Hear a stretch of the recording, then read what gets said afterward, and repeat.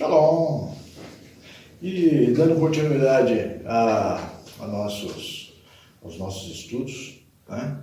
Na continuidade daquele vídeo de apresentação, eu gostaria de concluir algumas coisinhas, né, que fazem faltas para que tenham vocês uma melhor ideia de como foi que cheguei a esse conhecimento, né? E como eu havia comentado no vídeo anterior, tomei conhecimento de alguns nomes, né? Eu ouvi falar que Yahweh era o nome do Criador e Yahusha era o nome do Salvador.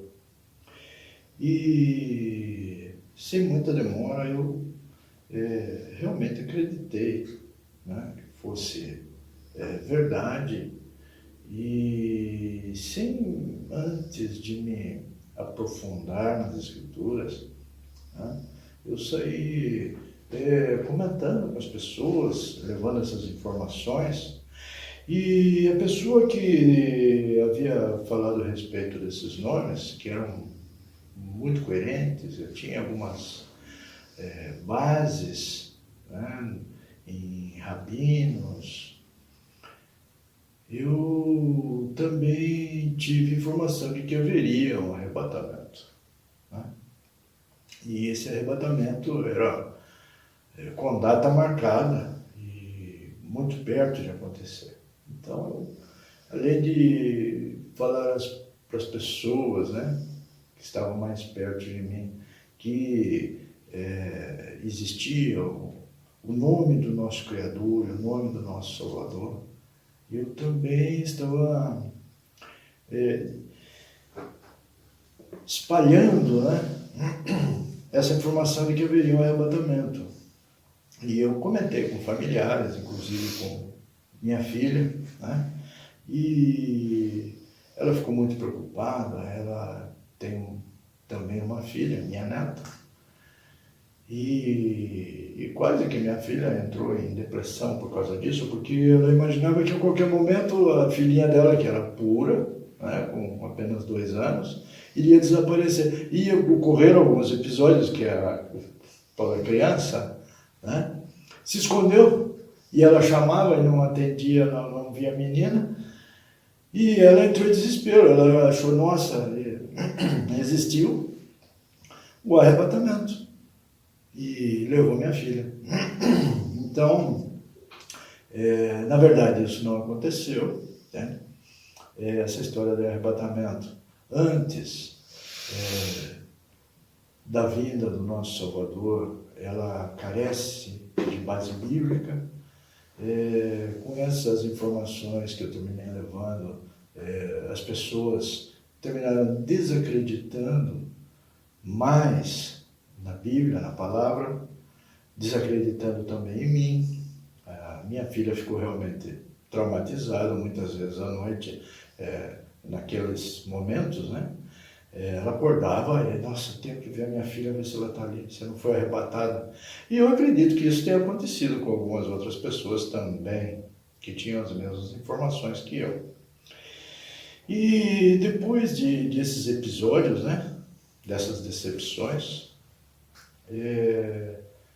realmente eu fui para dentro das Escrituras. Eu fui estudar, fui conhecer melhor a respeito do meu Criador, do nosso Criador, do nosso Salvador, né? E, por exemplo, lá em Deuteronômio 18, 21, 22, diz assim: e se tu disseres em teu coração, como nós saberemos que é a palavra do Criador que falou? E aí diz no versículo 22, quando um profeta falar em nome do Criador e a coisa não acontecer, nem vir a se passar, esta é a coisa que o nosso Criador não falou, mas o profeta a tem falado presunçosamente. Tu não ficarás com medo dele. Então, como de certa forma isso foi profetizado, ele falava de números, de datas, de profecias, que isso e que aquilo, nos conduziu a a crer realmente que aconteceria, né? E tinha, né, segundo o nosso entendimento na época, tinha algumas bases bíblicas e nos levaram a acreditar realmente que aconteceria. Não aconteceu e encontramos essa passagem de Deuteronômio, né, onde nos diz isso. Então caiu completamente no descrédito da minha parte, da parte de muitas pessoas que também conheço. E o que aconteceu com isso? Essa revelação dos nomes, né, ela também caiu no descrédito, mas será que esses nomes realmente estão certos? Né? E, segundo as informações que a gente tem, os estudos que temos realizado nesse sentido, existe algo de coerência, entende? Algumas pequenas coisas estão corretas, outras não, entende? Não está totalmente errado, como, por exemplo, o nome Jesus, o nome Deus, esse é completamente equivocados, né? E nos aprofundamos e não somente com as Bíblias tradicionais, como João Ferreira de Almeida, a Bíblia Católica, essa é de Jerusalém, ou aquela Ave Maria, né, que tem mais ou menos a mesma semelhança. Mas eu terminei adquirindo essa Bíblia, verdadeiro nome, a Restauração das Escrituras. Então, e daí, a partir disso, nós começamos a nos aprofundar mais nas Escrituras, não somente na João Ferreira de Almeida, na Bíblia Católica de Jerusalém, e eu adquiri essa Bíblia, a Restauração das Escrituras, né, do verdadeiro nome, que ela tem mais conteúdo, ela é traduzida desde uma ótica hebraica, israelita, e mais fácil a compreensão dentro da cultura hebraica, porque as demais Bíblias, elas foram traduzidas do hebraico para aquele contexto grego-romano, né?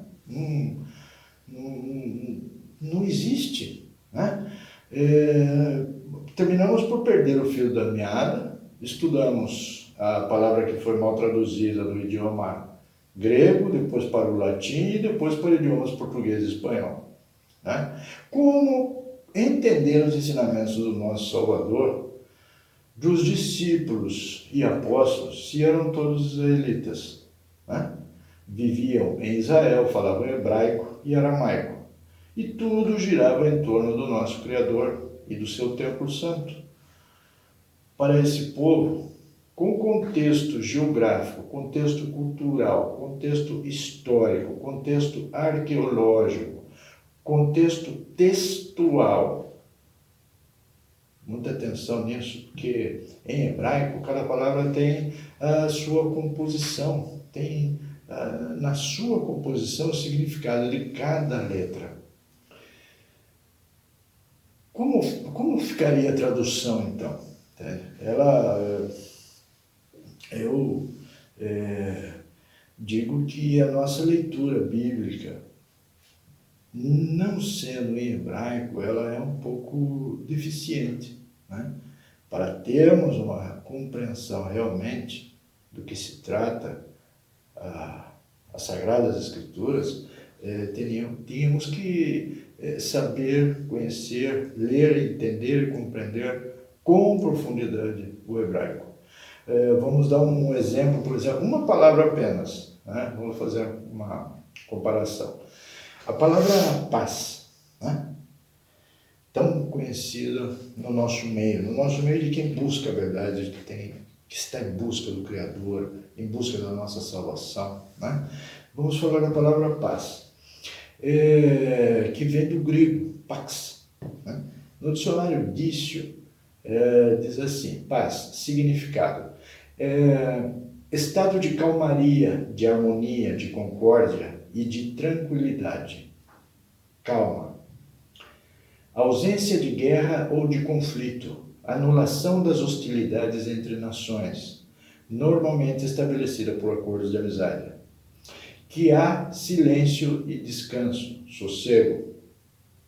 Essa Esse é o significado da palavra paz proveniente do grego. Agora vamos estudar a palavra paz. Não é que vamos estudar, porque se vamos estudar realmente a palavra paz em hebraico, o nosso estudo demandaria 2 horas somente para a gente se aprofundar nessa pequena palavra, né? Vamos por cima só.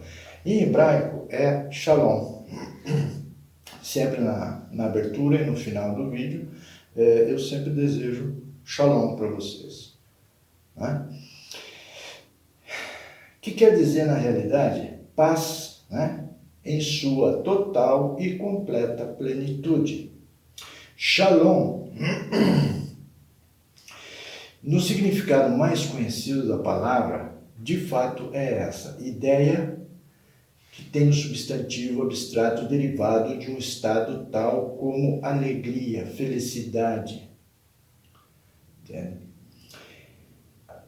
E é esse estado de shalom, de paz, é citado no final da bênção araônica, que é a bênção de Araão, conhecida como bênção sacerdotal, no livro de Números, capítulo 6, versículo 26.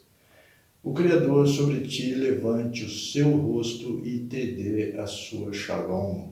Nesse sentido, shalom traz em seus significados os sensos de plenitude, o estado de se sentir completo, de totalidade, de integridade, de segurança, estando firmado na obediência do Criador, seguro dos propósitos divinos, é a certeza e fé, prosperidade, saber lidar, estar pronto para enfrentar qualquer adversidade, ou abundância, estar em paz com o Criador, estar em uma aliança permanente com o Criador.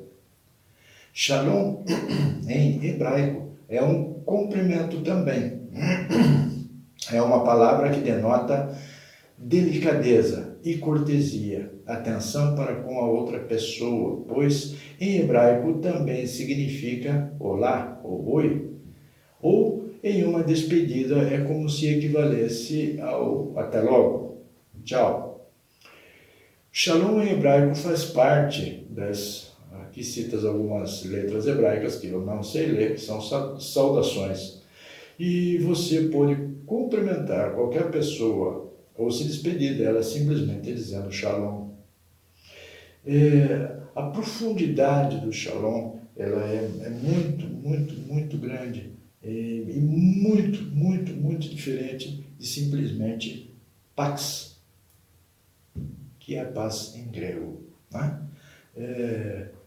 Eu gostaria de fazer um aprofundamento maior nessas questões da palavra de paz, mas eu acho que é suficiente, né?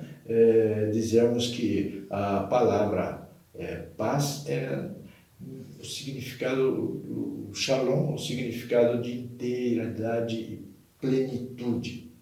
Né? E com esse pequeno exemplo, eu gostaria de comentar aqui no próximo vídeo. Né? Eu vou estar falando de 10 palavras. Né?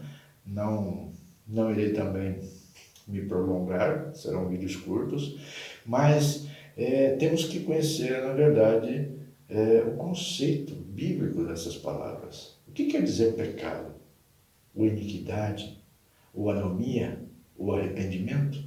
Justiça? Fé? Santidade? Crer? Escrituras sagradas e Torá.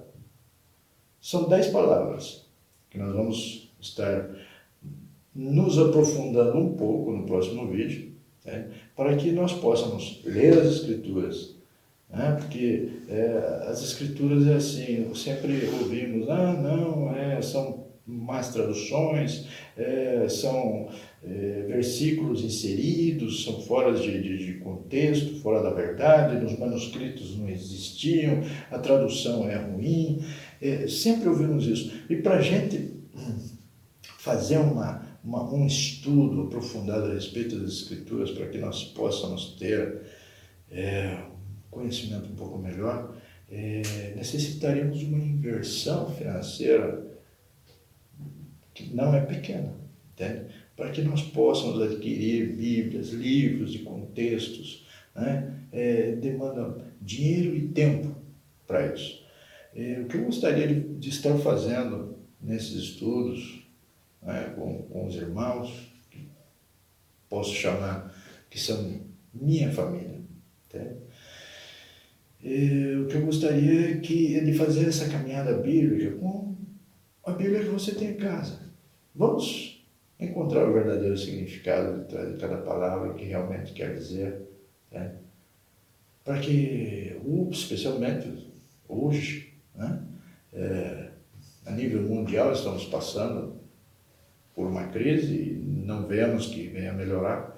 Então, com o que temos dentro de casa, vamos dedicar um pouco de tempo e vamos nos aprofundar, conhecendo, na verdade, o que significam as palavras tão comumente como citei essas 10, né, conhecidas, faladas, só que muitas vezes passam por alto para nós, né?